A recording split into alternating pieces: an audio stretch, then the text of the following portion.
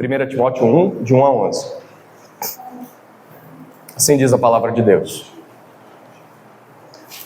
Paulo, apóstolo de Cristo Jesus, por ordem de Deus, nosso Salvador, e de Cristo Jesus, nossa esperança, a Timóteo, verdadeiro filho na fé. Que a graça, a misericórdia e a paz, da parte de Deus Pai e de Cristo Jesus, nosso Senhor, estejam com você. Quando eu estava de viagem rumo à Macedônia, pedi a você que ainda permanecesse em Éfeso para admoestar certas pessoas, a fim de que não ensinem outra doutrina, nem se ocupem com fábulas e genealogias sem fim. Essas coisas mais promovem discussões do que o serviço de Deus na fé. O objetivo desta admoestação é o amor, que procede de um coração puro, uma boa consciência e de uma fé sem hipocrisia. Algumas pessoas se desviaram destas coisas e se perderam em discussões inúteis, pretendendo passar por mestres da lei, não compreendendo, porém, nem o que dizem, nem os assuntos sobre os quais falam com tanta ousadia. Sabemos que a lei é boa, se alguém se utiliza dela de modo legítimo, tendo em vista que não se promulga lei para quem é justo, mas para os transgressores e rebeldes, para os ímpios e pecadores, para os iníquos e profanos, para os que matam o pai ou a mãe, para os homicidas, para os que praticam a imoralidade, para os que se entregam a práticas homossexuais, para os sequestradores, para os mentirosos, para os que fazem juramento falso e para tudo o que se opõe à sã doutrina, segundo o evangelho da glória do Deus bendito, do qual fui encarregado. Amém? Só ler em voz alta esse texto já é chocante, né? Bom, como nós vamos trabalhar aqui? Você está vendo na sua folhinha que nós temos 7 perguntas. São 7 perguntas básicas para estudar qualquer passagem bíblica ou qualquer livro. A gente aplicou isso no ano passado a livros inteiros da Bíblia. Neste ano vamos aplicar a trechos. A primeira pergunta diz respeito ao gênero literário. O que é isso? É o tipo de texto com o qual nós estamos lidando. Como devo ler este tipo de texto? A primeira coisa que a gente precisa se perguntar é: que tipo de texto é esse? Que tipo de texto é esse que a gente leu nesse trecho? Nós estamos diante de uma carta. Alguns estudiosos do Novo Testamento, e principalmente de gênero literário, fazem separação entre carta e epístola. E nessa separação que eles fazem, eles dizem que a carta é mais pessoal e que a epístola é mais geral. Então a carta vai citar pessoas específicas e a epístola vai se tratar... Mas folhas estão lá em cima lá. Quer precisar de caneta, levanta a mão aí que o Rafael vai entregar. Então a epístola é mais geral. Ela não se refere a pessoas ou indivíduos específicos, mas escreve uma espécie de tratado. Pode ser que uma carta futuramente tenha sido usada como epístola. Então foi escrita para uma pessoa, mas com o passar do tempo foi sendo aplicada a igrejas ou outras pessoas. Mas, em especial, 1 Timóteo, a gente vê um relacionamento muito pessoal entre o autor e o destinatário. A gente já vai responder quem são esses dois. Mas algumas características de uma carta, certo? Então nós estamos diante de uma carta. Quais as características de uma carta?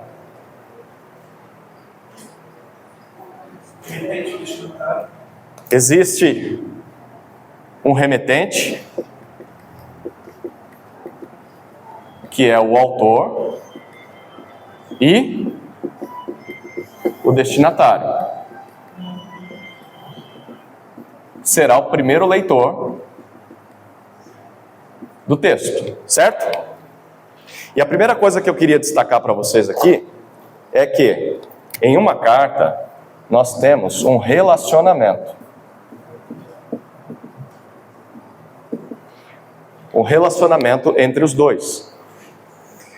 Eles podem já ter se conhecido, relacionamento pessoal, tá? Eles já podem ter se conhecido pessoalmente, ou eles apenas se comunicam por cartas, mas há uma história por trás dessa carta. Há uma história que une quem está escrevendo e quem irá ler. E essa história muitas vezes não está clara para nós. Estudar uma carta é como na antiga forma das pessoas se comunicarem, antes de ser criado o WhatsApp, as pessoas ligavam umas para as outras. Lembra disso? Esse celular serve para fazer ligação também. E aí quando alguém está numa ligação, você só ouve um lado. Se não está no viva voz, você só ouve o lado de quem você está ali, do lado. Você não ouve o outro lado. E se você é curioso e quer prestar atenção na história, você fica tentando imaginar o que o outro está falando. Acontece, né? O que o outro está dizendo? Fala para mim. E você, calma, eu estou falando com ele aqui. Estudar uma carta é mais ou menos como isso. Eu estou apenas tendo um lado da conversa. Eu não tenho o outro lado. E quem leu, como é que eles reagiram? Às vezes, na Bíblia mesmo, a gente tem essa resposta. No livro de Atos, conta pra gente. Uma outra carta diz isso pra gente. Mas tem carta que a gente não tem a resposta. A gente não sabe como as pessoas reagiram. Então, por isso que estudar uma carta é necessário muita atenção. E muito cuidado, para não sair supondo coisas que o texto não está sendo claro. Mas precisamos considerar que há um relacionamento pessoal entre autor e destinatário, leitor. Tudo bem? Estamos juntos? Segunda característica, ou uma outra aí que você considera característica de carta. Ela vai ter uma situação ou um contexto. Todo texto tem um contexto, mas a situação em que a carta foi escrita é muito importante, porque ela vai dizer para nós o que foi que exigiu a escrita dessa carta. Por que ela foi escrita? Qual era o problema, a necessidade? A gente vai falar disso daqui a pouco, mas uma carta está tentando resolver alguma coisa. Ou a intenção do autor, ele quer que algo aconteça, ou os leitores precisavam de uma orientação, de uma direção. E enquanto estamos lendo a carta, aquela chamada telefônica apenas de um lado, nós estamos tentando descobrir isso. Por que ele disse isso aqui? Tem algumas palavras nessa carta que a gente não encontra em outras. Por exemplo, na saudação, Paulo começa... Como que ele começa aí a saudação?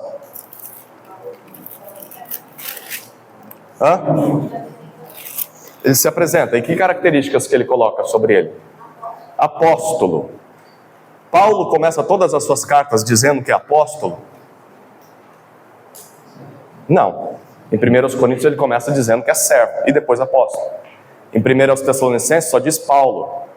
Por que ele achou necessário colocar sou apóstolo de Cristo, chamado por ordem de Deus? Por que ele está fazendo isso? Isso tem a ver com a situação.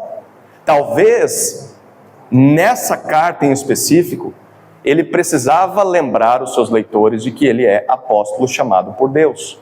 Porque talvez, houvessem pessoas naquela igreja que estavam desafiando isso. Situação é muito importante. E as palavras do texto nos apontam para a situação onde o texto está sendo escrito. Certo? Paulo não gastava tinta à toa. Era caro escrever uma carta. Então, se você tem uma palavra em uma carta, ela é importante. Terceiro lugar, a gente tem numa carta argumentos lógicos. Então, você tem uma organização intencional do autor. Ele não está simplesmente atirando para todo lado, deixando vários versículos desconexos, com a intenção de simplesmente a gente se virar para entender o significado. Não, ele tem um propósito. Ele vai começar com A, depois vai apresentar o B, o C, e quer nos conduzir até um destino. Esse é o objetivo de toda a carta. Ele vai ter uma sequência lógica. Se eu estou no capítulo 2, eu preciso ter entendido o capítulo 1, porque senão aquilo vai ficar solto. Eu preciso entender o que ele disse antes para entender o que ele está dizendo agora. E, de preferência, entender o que ele está dizendo também depois disso. Por isso, eu recomendo você que leia toda a carta de 1 Timóteo em casa durante a semana, para que você perceba esse fluir, esse argumento dele, sobre quais assuntos ele vai tratar. Ele tem um objetivo, e a carta vai ter essa sequência lógica, ela vai fazer o nosso cérebro esquentar mesmo. Estudar a carta é diferente de uma poesia. Uma poesia você senta e degusta, você se alimenta daquilo. Uma carta é igual, eu nunca fiz isso, mas é igual comer pequi, né, Ronest? Você não pode morder o pequi, pode? Você vai ali tirando a pelinha, né? Não é assim? Então é mais ou menos isso, para comer a carta. Para você saborear uma poesia, é como comer uma sobremesa. Então você vai degustando e vai se emocionando a cada colherada. A carta você vai devagar, é igual comer peixe, né? Uma carne com osso. Você não pode dar uma mordida assim, vai devagar, vai saboreando e vai degustando e vai entendendo a organização que o autor está colocando. Gostaram da ilustração? Deu fome? Para quem gosta de pequi, né? Em quarto lugar, e isso é muito importante, uma carta pressupõe a obra de Jesus. O que isso significa? Que a carta, ela é escrita após a vinda de Jesus ao mundo, a sua vida perfeita de obediência à lei, a sua morte na cruz em substituição de pecadores como eu e você, a sua ressurreição ao terceiro dia, a sua ascensão aos céus e o envio do Espírito Santo. Uma carta é escrita considerando a obra de Jesus, a obra de redenção. Se você não estudar uma carta considerando isso, a carta pode se tornar assim meio que uma lista de regras que eu tenho de fazer, senão Deus vai me mandar para o inferno. Não, a carta é uma orientação de como você vive a partir de agora que Deus já te salvou. E isso muda tudo. Inclusive, esse texto que a gente leu tem uma lista de vários pecados, certo? Se você ignorar isso, essa lista pode se tornar para você um fardo tão pesado que você vai se ver perdido, tendo de se esforçar para ser salvo, mas nunca vai conseguir por conta própria. A carta está apontando sempre para o que Jesus fez na cruz. Ela é resultado do que Jesus fez na cruz. Como você cresce em santificação, como você vive como igreja, como povo de Deus. A carta está aí para isso. E o plano de salvação? Às vezes ela apresenta, nessa carta a gente vai ver isso. Mas ela está considerando os evangelhos, considerando o livro de Atos, o que já aconteceu. Tudo bem? Ok? Isso é muito importante, para você não se perder no meio dessa floresta aí e não encontrar mais o seu Redentor Jesus. Ele está lá, a obra já foi completada. Agora isso é para te santificar. Tudo bem até aqui? Estamos juntos? Acordados? Podemos seguir? Vou considerar o silêncio como não entendi nada, mas vai para a próxima, é melhor. Segunda pergunta: o que estava acontecendo na época? Tem a ver com texto. Cadê meu apagador? Está aqui. Posso apagar? Vou apagar. Vou apagar. Tem alguém que tem que tirar foto agora, né? Não pode mais trazer celular para a sala de aula. Eu estou sabendo disso. Ok, eu quero agora que vocês trabalhem, tá bom? Vocês vão trabalhar. Certo? Você achou que ia vir para a escola bíblica para sentar e ouvir? Coisa nenhuma, você vai trabalhar, vai estudar. Escola bíblica, é por isso que a gente chama de escola, né? Ok. Então, o que nós vamos fazer agora? Já deu tempo de copiar? Fiquei enrolando o pessoal aqui para vocês copiarem, não copiaram ainda? Ok, então você que está anotando já, passou por essa parte? Vocês vão procurar, pode trabalhar na sua fileira, tá bom? Com as pessoas que estão do seu lado aí.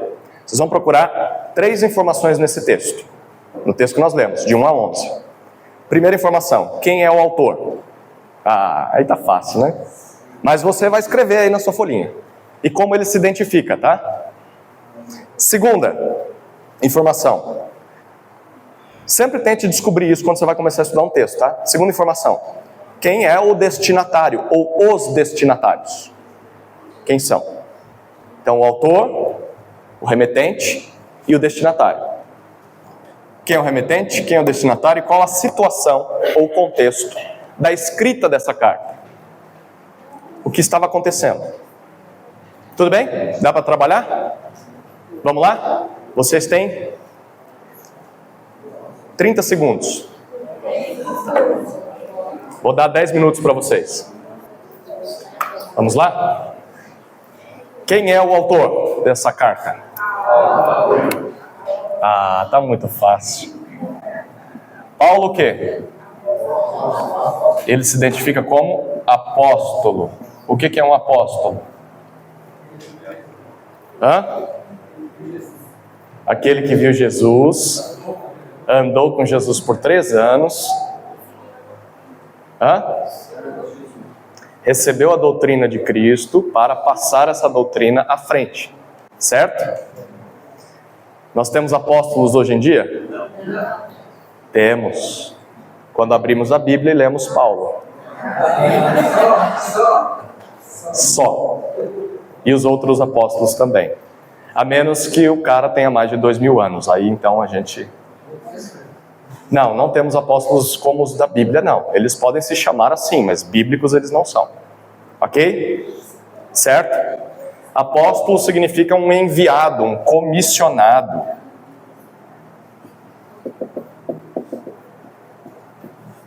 Para uma missão, uma tarefa especial. Paulo foi chamado como apóstolo de quem? De Cristo, ok?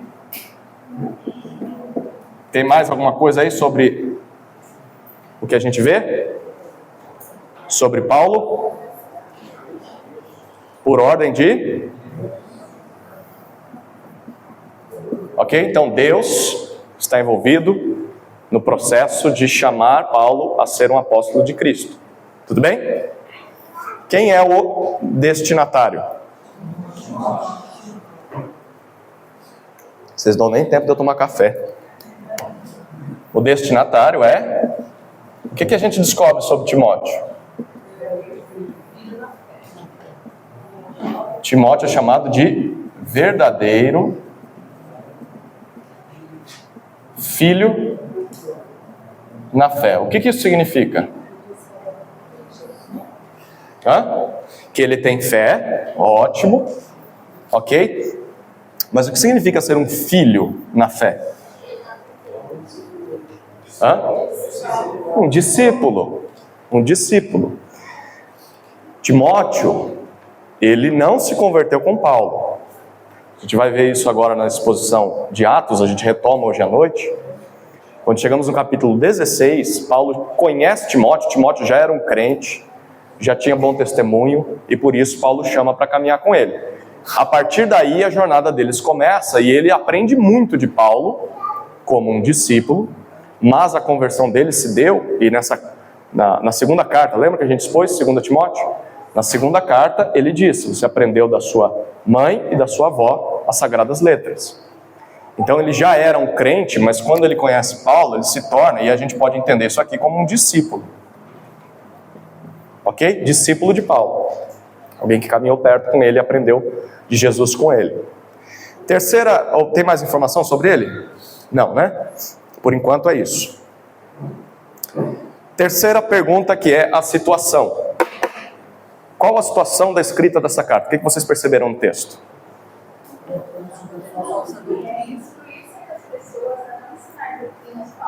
Espera aí, vamos lá. Espera aí. Elisângela também falou. O que você falou? Muito bom. Então, vamos lá. Primeira coisa, guarda a informação de vocês duas. Onde Timóteo está? Éfeso. Ok? Éfeso. A gente já ouviu falar de Éfeso na Bíblia? Sim. Onde? Na carta de Paulo aos Efésios. Ok? Olha que interessante. Ler Efésios pode nos ajudar a entender o que acontecia em Éfeso. Certo? Nós também descobrimos sobre Éfeso no livro de Atos. Paulo plantou a igreja em Éfeso. E essa igreja sempre teve um probleminha.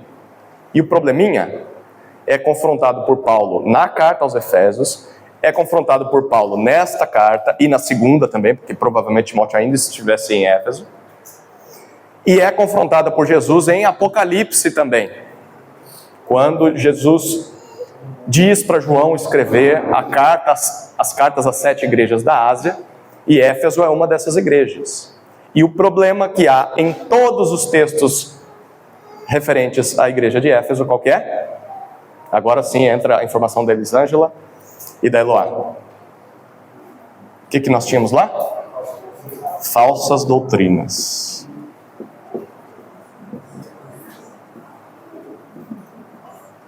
Falsas doutrinas que eram ensinadas por quem? Como que o texto identifica esses caras? Eles se chamavam de mestres da lei, eram muitos ou poucos? Eram desconhecidos? O que dá a impressão de que o texto está dizendo? O versículo 3, quando eu estava de viagem rumo a Macedônia, pedi a você que ainda permanecesse em Éfeso, para de mostrar certas pessoas. Então nós tínhamos falsas doutrinas ensinadas por falsos mestres, provavelmente conhecidos de Timóteo, que se passavam por mestres da lei. Paulo diz isso. O que eram mestres da lei? Naquela época, advogados? Como William? Que lei é essa? A lei de Moisés, certo? Tanto é que a partir do versículo 8 ele fala sobre vários pecados que a lei de Moisés condena. Então eles ensinavam a lei, mas o que mais que a gente descobre aí sobre essa situação? Que a lei era boa, se usava adequadamente, e a lei não foi feita para justos, mas para transgressores insubordinados e assim por diante. Ok, então, se a lei é boa, e Paulo apresenta o uso dela, o que é provável que estivesse acontecendo na mão desses caras? Eles estavam interpretando a lei com suas próprias convicções. Certo. É bem provável que eles, como Paulo diz no 8, sabemos que a lei é boa, se alguém se utiliza dela de modo legítimo. É bem provável que eles se utilizavam da lei de modo ilegítimo, desrespeitando o seu contexto, para que ela foi escrita, usando palavras da lei, ordens da lei, em separado a todo o restante, tirando do contexto e aplicando do jeito que eles bem entendessem, para a gente vai ver nessa carta o que eles queriam fazer. O que mais que a gente descobre sobre... Agora, pensando no papel de Timóteo, o que Timóteo tinha que fazer lá?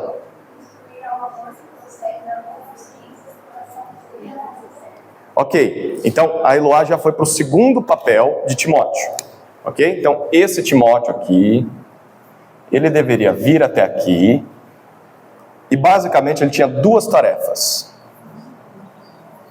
A segunda tarefa, o que você falou, Eloá?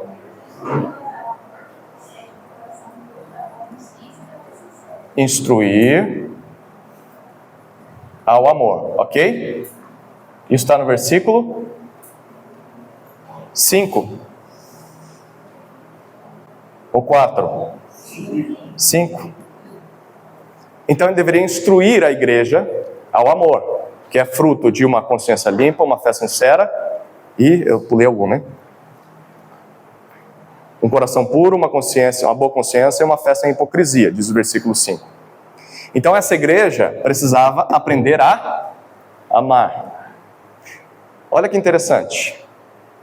Em todas as cartas que também são escritas aos Efésios, o amor é citado. Sabe por quê? É bem provável que haja uma relação entre isso aqui. Ó. Falsas doutrinas não produzem amor verdadeiro. O que falsas doutrinas produzem? Principalmente se alguém se utiliza da lei de modo ilegítimo. Legalismo, moralismo, sentimento de superioridade, escravidão, confusão, o texto diz isso. Não há amor verdadeiro. Então uma igreja que tem problema com falsos mestres, problema com falsas doutrinas, e na prática há um desamor na vida da igreja. Então isso precisa ser reorientado na vida da igreja. Ele tem que ensinar a igreja a amar. Mas antes disso, o versículo 3 disse um outro propósito de Timóteo lá. Esse segundo é com a igreja. Instruir ao amor. Mas qual que é o primeiro? Versículo 3. O que ele tinha que fazer com certas pessoas? Admoestar. O que significa isso? Essa palavrinha, ela é bem forte. E ela traz a ideia de você advertir, expor o erro, repreender, exortar. Então Timóteo deveria lidar com essas pessoas aqui. Está ficando cheio de flecha esse negócio, né? Peraí. Esses mestres da lei, ele deveria admoestá-los, para que eles se calassem. Esses caras estariam aonde? Dentro ou fora da igreja? É bem provável que dentro. Porque como é que você vai, alguém que está na rua lá e fala, cala a boca aí. Seu trabalho como pastor não é ficar repreendendo as pessoas na rua. Mas é bem provável que eles estivessem dentro da igreja ainda. Se não oficialmente, e a gente vai descobrir isso, talvez extraoficialmente. O próximo texto que nós vamos estudar semana que vem fala sobre alguns que Paulo excluiu da igreja, mas que continuavam ensinando na igreja. Provavelmente visitando a casa dos membros, conversando com as pessoas, e Timóteo deveria ter a coragem de ir até eles e repreendê-los. Exatamente. E isso é interessante. Vai dar tempo da gente ler? Mas Paulo parece que é alguém que conhece essa situação, e por isso ele deixa Timóteo lá. Nós não sabemos o nome da maioria desses falsos mestres, mas é bem provável que Paulo tenha dito para ele, é fulano, beltrano e ciclano. São aqueles caras que você tem que tomar cuidado e confrontar. E depois de fazer isso, você tem que consertar a igreja, porque a igreja está acreditando neles. Então agora você vai ensinar o que é certo para que eles aprendam a amar, porque eles estão se desviando da verdade. Carta fantástica, não é? E a gente está só cavando alguns versículos. Muito interessante, né? Não mudou a abordagem do diabo e dos falsos mestres ao longo dos anos. Era assim lá, eles pegavam um texto bíblico e torciam o texto para os seus próprios benefícios. E hoje em dia nós temos igrejas que fazem a mesma coisa. Eles torcem o texto para que o texto diga aquilo que eles gostariam que fosse certo. O pecado do homossexualismo é um deles, mas tem tantos outros pecados que as pessoas simplesmente fazem vistas grossas e usam textos bíblicos para se justificar. Por isso é necessário olhar para o texto dentro do seu contexto, para que você... Porque texto sem contexto vira pretexto para dizer o que eu quiser. Eu estou usando ele como uma ferramenta para afirmar as coisas que eu quero dizer. Em toda ocasião que você estiver diante do texto bíblico, o texto é rei sobre nossas vidas. Por quê? Porque o texto é inspirado por Deus, é a palavra de Deus. Então eu me submeto ao texto. Por mais difícil que isso seja, eu tento entender o que o texto está dizendo. E à medida em que eu vou entendendo, eu vou mudando a forma com que eu penso, as minhas crenças, as minhas práticas. É assim que Deus reina sobre nós, através da palavra dele. A palavra vai transformando a nossa maneira de viver. O contrário, e esse é um das ferramentas do prega-palavra, onde eu vou desenhar, não tem nem mais espaço aqui. Então, o T é o texto, tá? Texto bíblico. E o P são os nossos pressupostos, aquilo que a gente acredita previamente. O que a gente não pode fazer é vir para o texto e fazer com que os nossos pressupostos moldem o texto. Eu acredito dessa forma, mas o texto está dizendo outra coisa. Não. Então eu preciso achar uma justificativa para negar o que o texto está dizendo, porque o que é certo é o que eu penso. O nosso trabalho é o contrário. Nosso trabalho é, o texto está em cima e os nossos pressupostos estão embaixo. É o texto que molda os nossos pressupostos. Não quer dizer que a gente vai para o texto sem pressupostos, a gente vai. Mas a gente permite que eles estejam escritos a lápis. À medida que o texto for confrontando como a gente pensa e crê, a gente vai mudando. Vai apagando e vai reescrevendo. O texto é rei. Essa é a crença na suficiência da palavra, na inspiração da Escritura. Estamos juntos? E essa é uma advertência que Paulo faz no versículo 7, né? Querendo ser mestres da lei, quando não compreendem nem o que dizem, nem as coisas acerca das quais fazem afirmações tão categóricas. Com tanta ousadia, com tanta confiança, mas não entendem o que estão falando. Ok, podemos passar para a próxima? Próxima pergunta? Ok, a terceira pergunta diz respeito à urgência.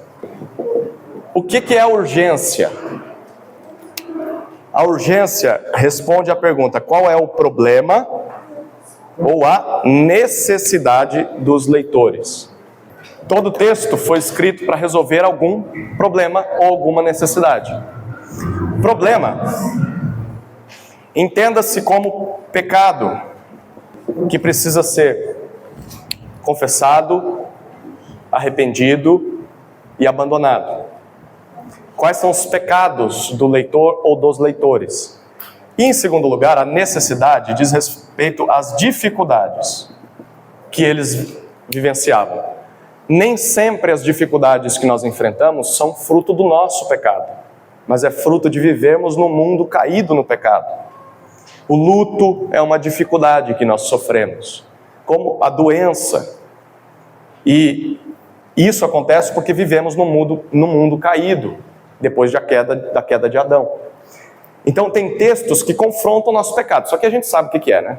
Pecado nosso, a gente sabe o que é. Coisas que nós fazemos errado, precisamos de conserto. Mas tem momentos em que nós estamos sofrendo, tristes, desanimados. E há textos que são escritos para nos encorajar ou dar direção.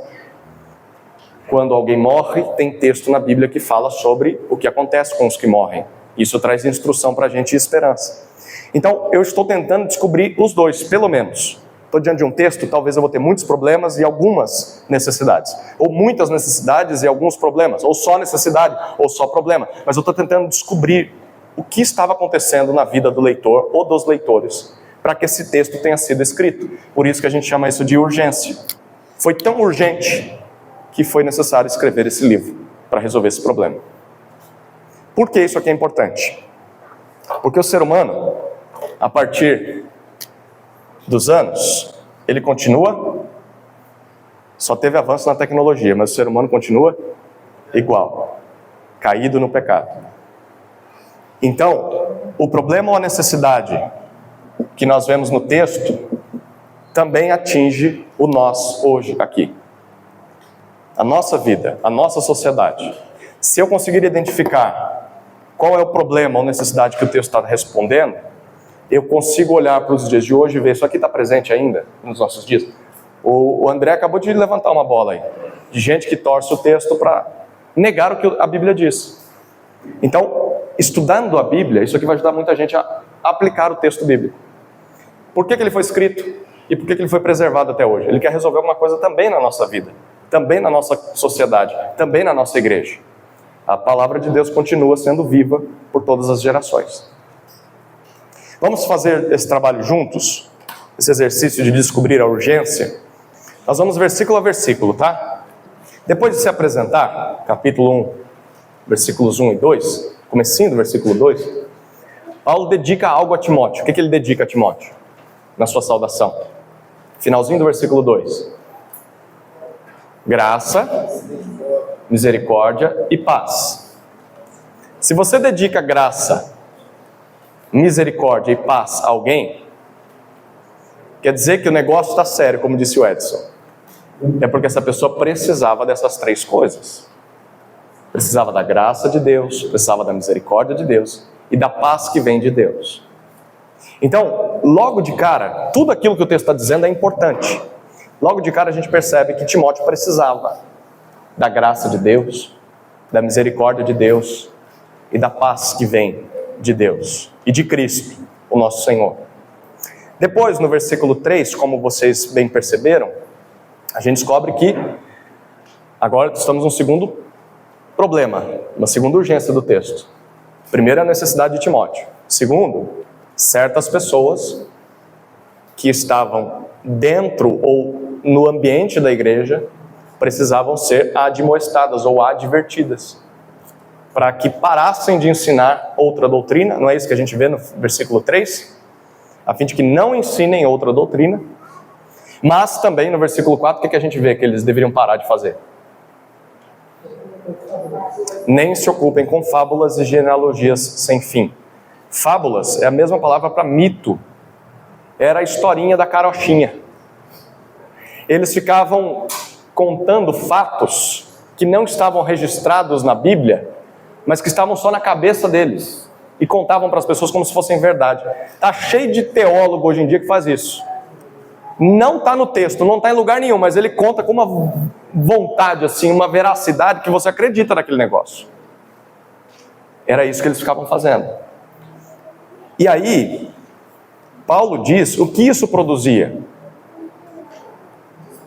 Genealogias, antes da gente falar sobre isso, genealogias eles ficavam fazendo, sabe aquelas listas de nomes que você tem no Antigo Testamento? E eles ficavam apontando para que, se você tivesse uma linhagem mais nobre, as pessoas deveriam te ouvir, porque você é da tribo de fulano de tal, então você é mais importante. E eles ficavam fazendo isso, esse jogo de autoridade. Eu sou mais nobre do que você, eu tenho sangue azul, eu venho da linhagem do rei Davi, então você tem que me obedecer e submeter a mim.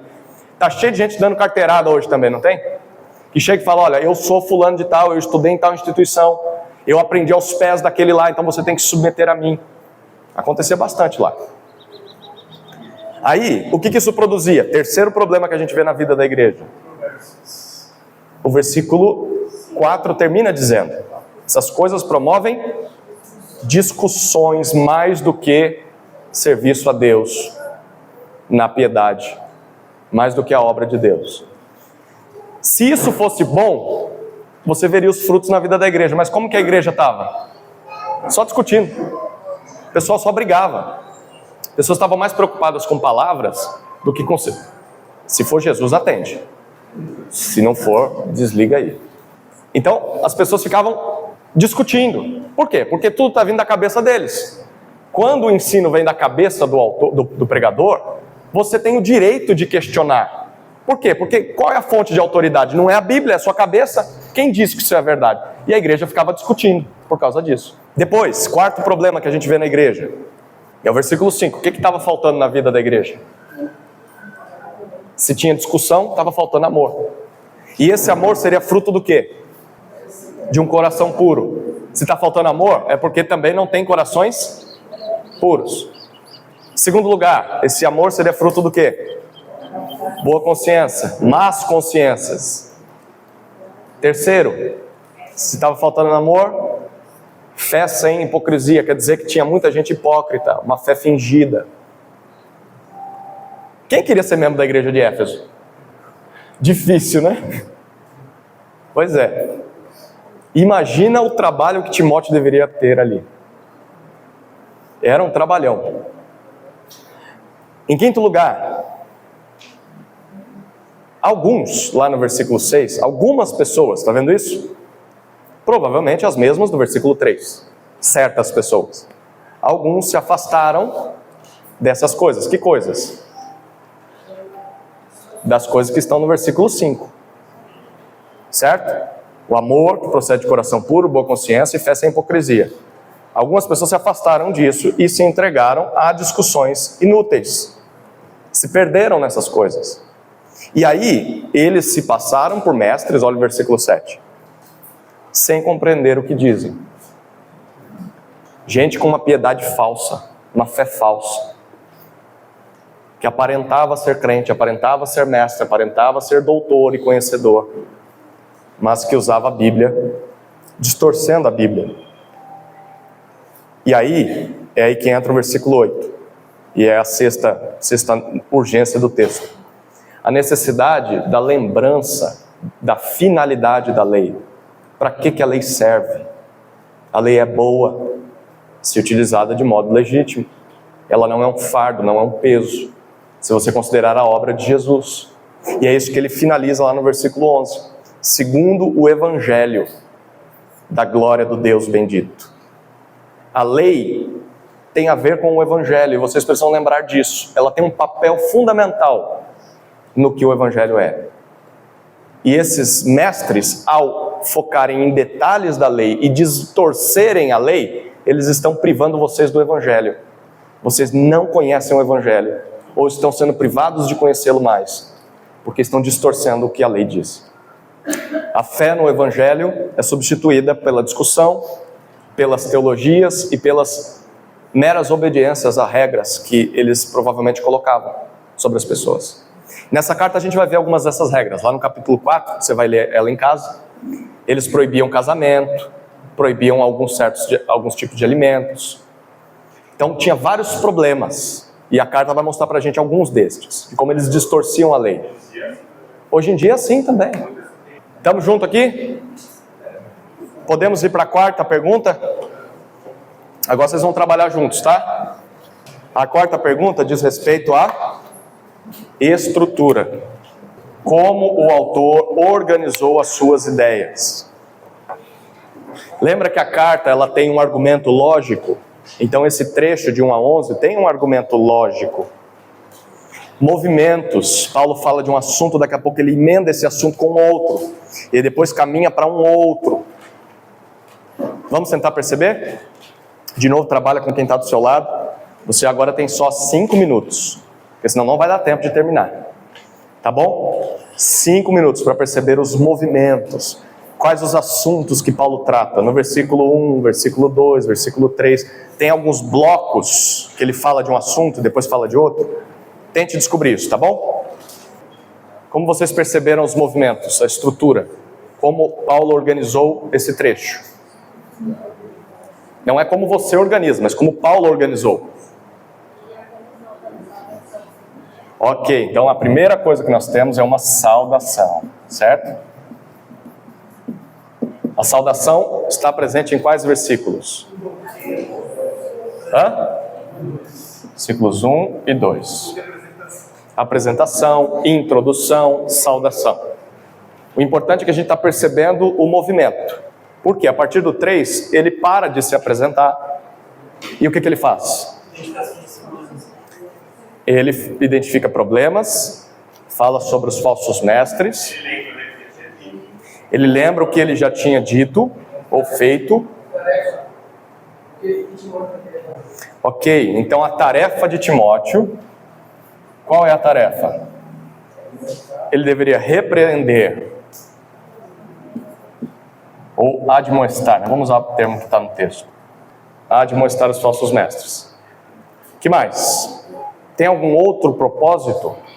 Ou outra tarefa que Timóteo deveria fazer?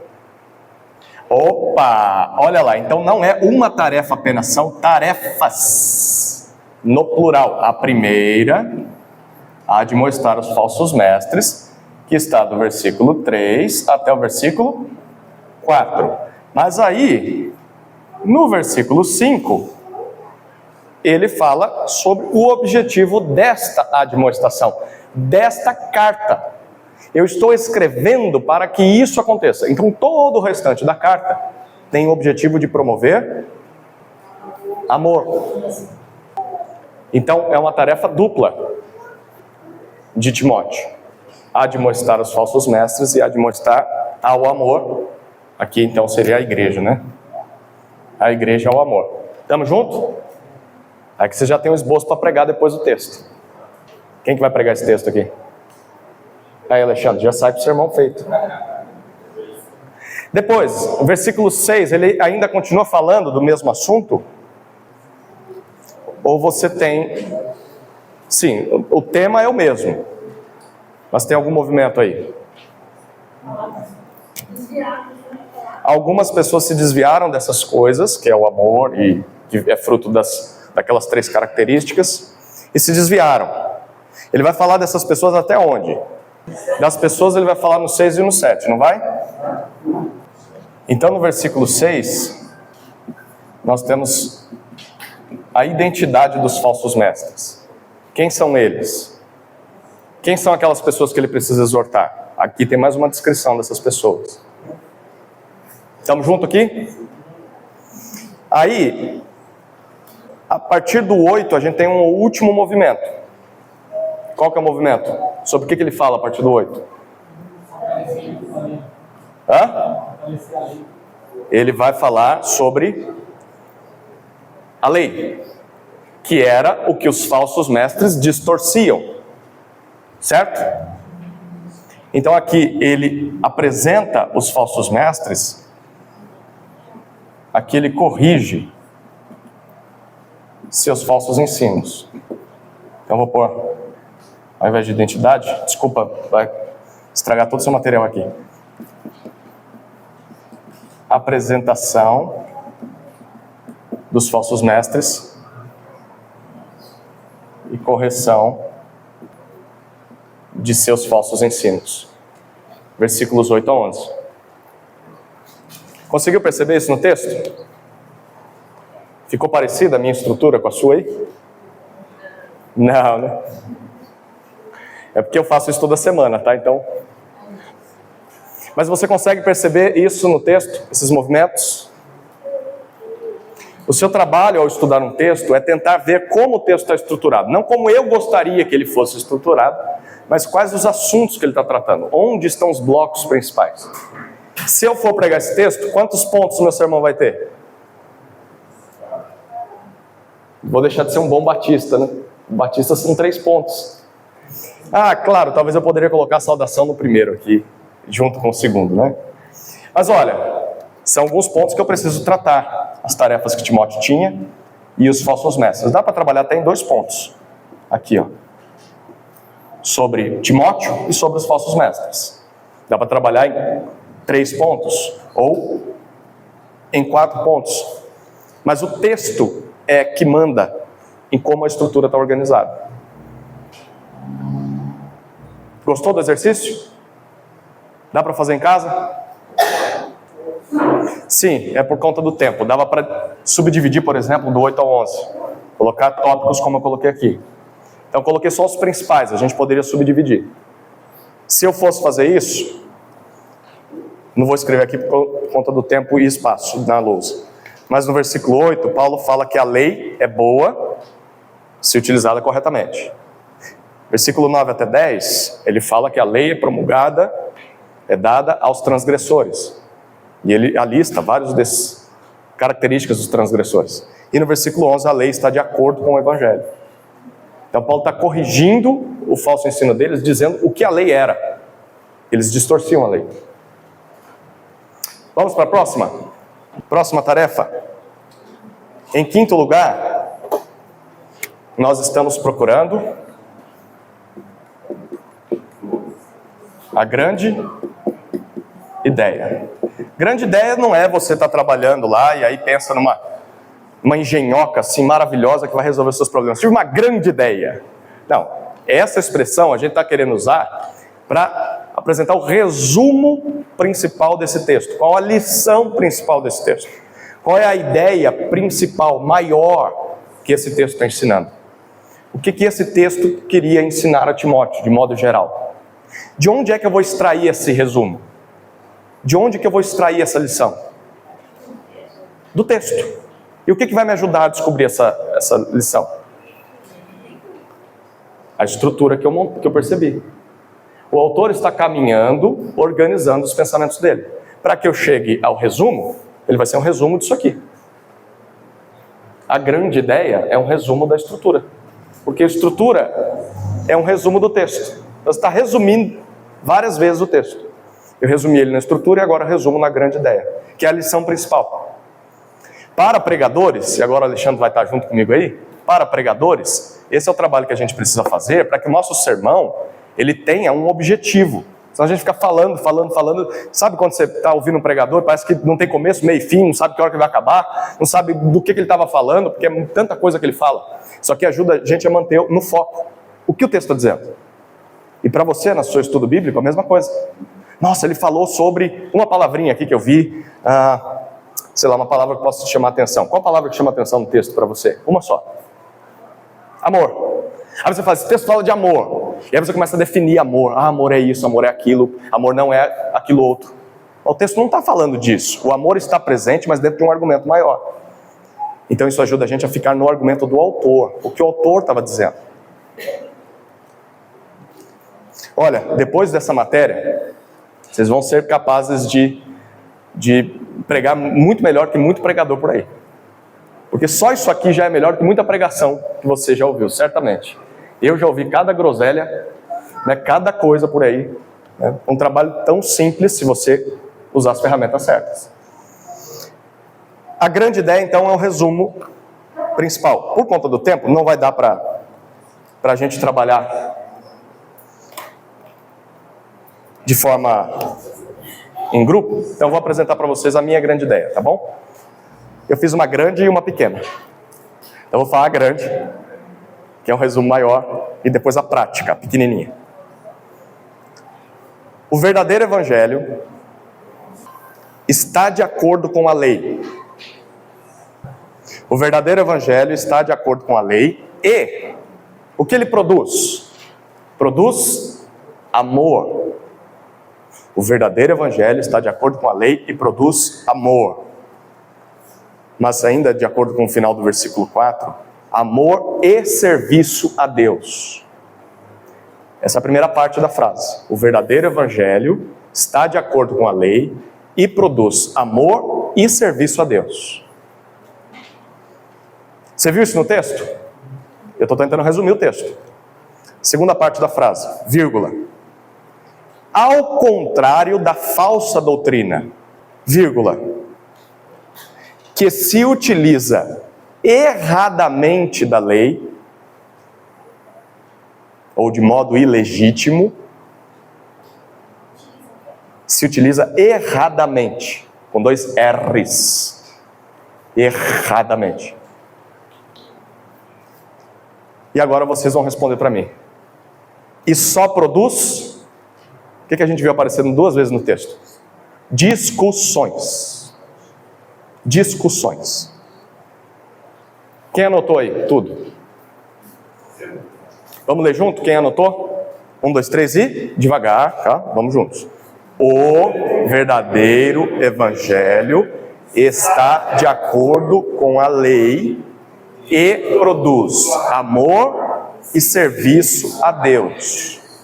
Ao contrário da falsa doutrina, que se utiliza erradamente da lei e só produz discussões. Dá para resumir isso aqui? De forma prática? Dá. E é um trabalhão. Esse talvez é um dos maiores trabalhos que a gente tem para deixar uma frase que resume tudo e aplica o texto. Então, tentei. Permaneça no Evangelho que produz amor. Vírgula. Vírgula não.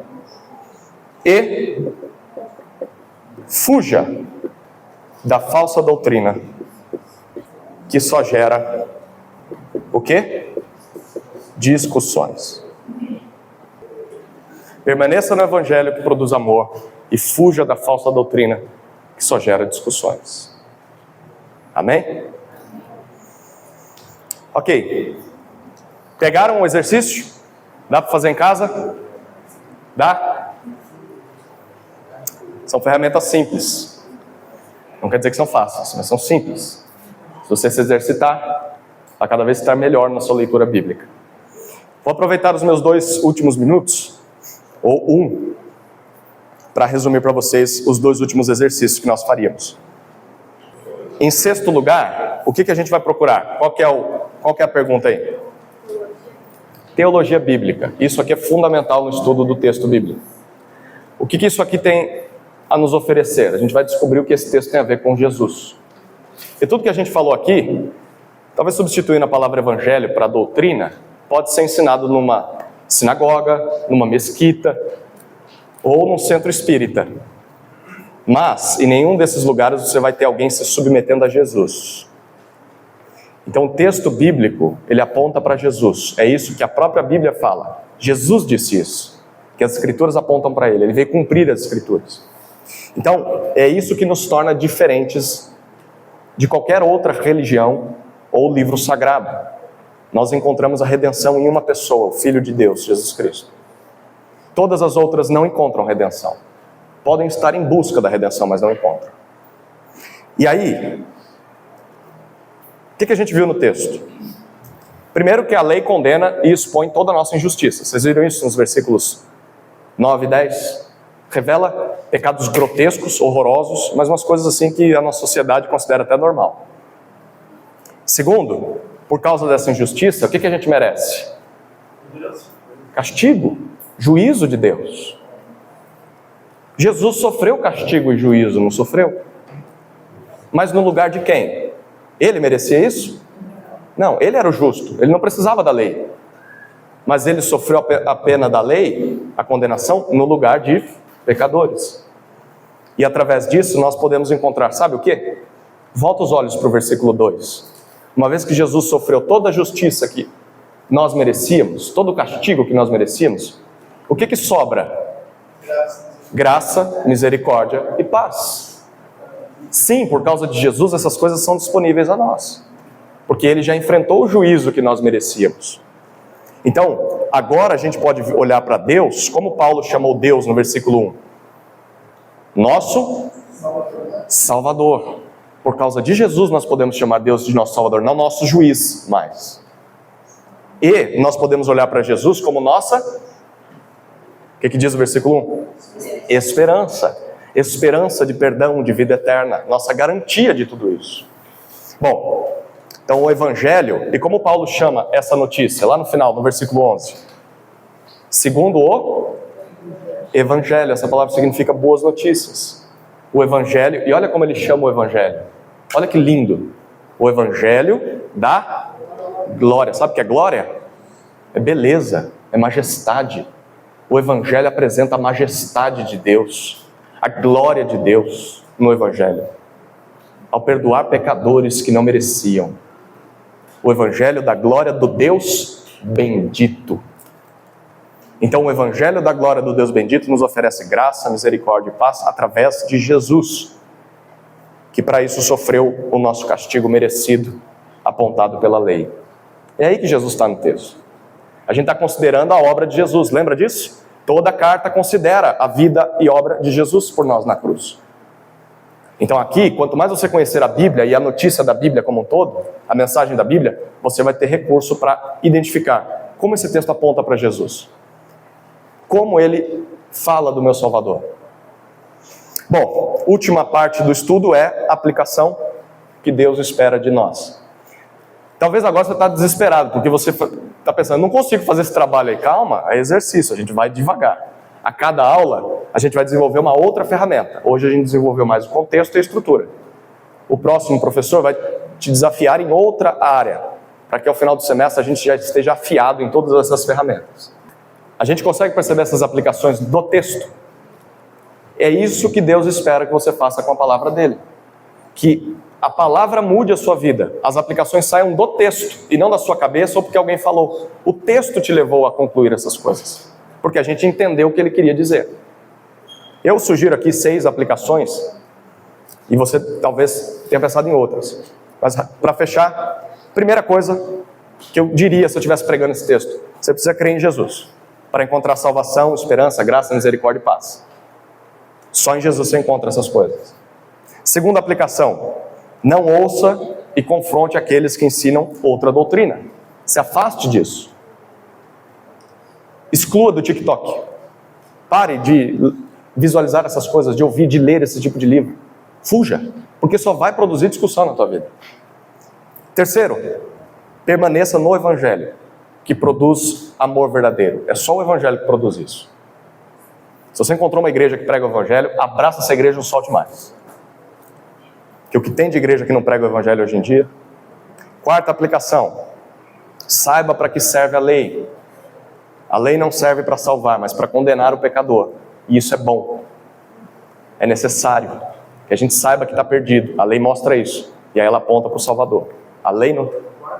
Quarto. Saiba para que serve a lei. Quinto. Essa folhinha vai estar disponível para vocês, tá bom? Mas eu só falei agora porque senão vocês não vão anotar nada ao longo da aula. tá bom? Depois, se vocês pedem para a Gabi, ela pode imprimir para vocês. Quinto, mas agora não desiste de escrever, né? Eu não devia ter falado. Gabi, não entrega para ninguém, não. Quinto, reconheça e combata os pecados condenados pela lei. Se a lei fala contra esses pecados, eles não podem estar presentes na sua vida. Combata isso, lute contra isso. E por fim, contemple, e para mim esse é o ponto principal dessa passagem, contemple e exalte a beleza do Evangelho da glória do Deus bendito. Olhe para o Evangelho e veja a majestade de Deus no Evangelho. É lá que Ele revela o seu amor, a sua misericórdia, a sua graça por pecadores como eu e você. Amém? Vamos orar? Deus, obrigado por essa manhã tão especial em que nos debruçamos sobre a Tua Palavra e recebemos instrução através da caneta, do pincel, da tinta de Paulo. Movido pelo Teu Espírito, inspirado pelo Teu Espírito, orientando Timóteo, ele revelou para nós tanta beleza e ao mesmo tempo um alerta tão especial e necessário, que é o efeito destrutivo da falsa doutrina, do falso evangelho na vida de uma igreja. Ajuda-nos, Deus, a cada vez mais conhecermos o verdadeiro evangelho, permanecermos nele, lutarmos contra heresias, falsas doutrinas, e que sejamos reconhecidos como uma igreja que ama de verdade, do jeito que a Bíblia diz, porque isso vai ser resultado de que estamos firmados no evangelho. Contemplamos a beleza do evangelho, Senhor, e que ele tenha espaço cativo no nosso coração, e que ao ouvir um pregador, ler a palavra, conversar com alguém, o evangelho esteja sempre em pauta, que o evangelho seja sempre o que a gente deseja e aquilo que a gente fala para as pessoas. É o nosso desejo, é a nossa oração, em nome de Jesus. Amém.